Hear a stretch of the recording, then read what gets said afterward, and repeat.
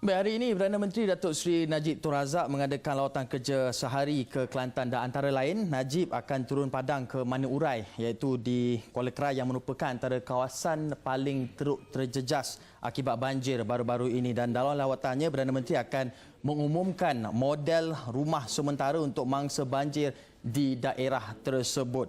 Dan untuk mendapatkan butiran mengenai lawatan kerja sehari Perdana Menteri di Kelantan, kita terus saja bersama rakan setugas Ashraf Hasnan yang telah pun berkampung di Kelantan selama hampir lebih seminggu, dan kita terus saja pada Ashraf di Kelantan untuk mendapatkan butirannya. Silakan Ashraf.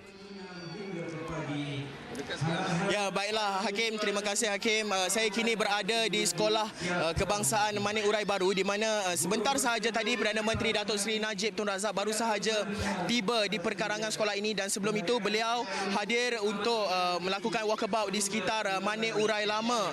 Dan pada ketika ini beberapa boleh dikatakan pemimpin-pemimpin seperti Datuk Mustafa dan juga Ahli Dewan Undangan Negeri Dabung turut hadir bersama-sama dengan boleh dikatakan puluhan ribu penduduk di Mani Urai ini, termasuk di sekitar Kuala Krai, turut hadir sama untuk menerima sumbangan, dan dianggarkan sumbangan sekitar boleh dikatakan 2,000 bantuan peralatan banjir diserahkan kepada 2,000 keluarga, dan selain daripada itu sumbangan kewangan berjumlah dilaporkan RM10,000 akan diberikan kepada 23 buah masjid yang akan membaiki masjid yang mengalami kerosakan yang amat teruk pada banjir yang melanda Kelantan Disember lalu. Hakim.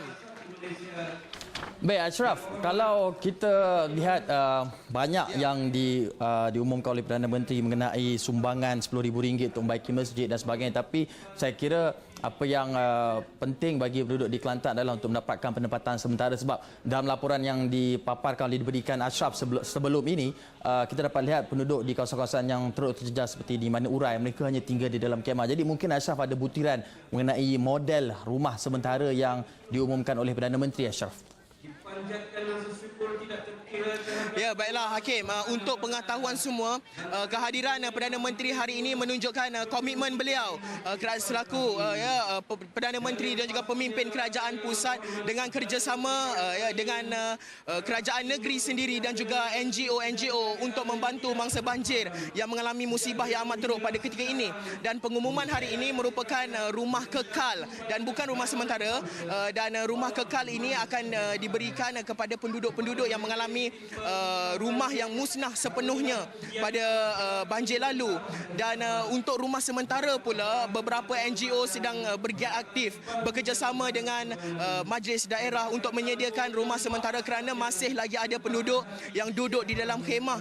Dan ini perlu boleh dikatakan perlu dilihat secara lebih positif, di mana perlunya ada satu usaha yang lebih erat lagi untuk membantu mangsa banjir untuk tidak lagi duduk di dalam khemah dan mendapat boleh dikatakan rumah sementara yang agak selesa untuk mereka, selain kebajikan dari segi pendidikan dan juga kesihatan juga amat penting pada ketika ini. Hakim.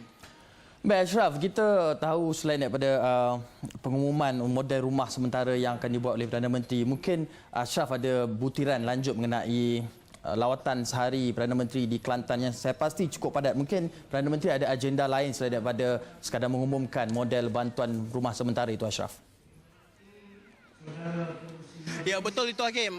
Bila kita sebut berkenaan dengan walkabout dan juga lawatan, pastinya tinjauan Perdana Menteri Datuk Seri Najib Tun Razak di Kuala Krai, di sekitar Mani Urai ini lebih memfokuskan untuk meninjau mungkin dari segi infrastruktur dan juga pembangunan, kerana pada ketika ini kita perlu melihat bukan sahaja pembangunan daripada rumah sementara maupun rumah kekal, malah pembangunan infrastruktur dari segi masjid, jalan raya, jambatan dan sebagainya perlu dibangunkan sekaligus. Dan ini sekaligus akan membangunkan, menghidupkan kembali rakyat Kelantan yang mengalami musibah yang amat besar pada Disember lalu. Justru pembangunan secara menyeluruh dari kacamata saya sendiri perlu dilakukan pada ketika ini, dan pastinya Perdana Menteri dapat melihat perkara itu pada masa yang sama untuk pembangunan seluruh negeri Kelantan ini dengan kerjasama erat antara kerajaan persekutuan, kerajaan negeri dan juga NGO dan menolak sekali sekaligus menolak fahaman politik demi pembangunan semula rakyat negeri Kelantan ini, Hakim.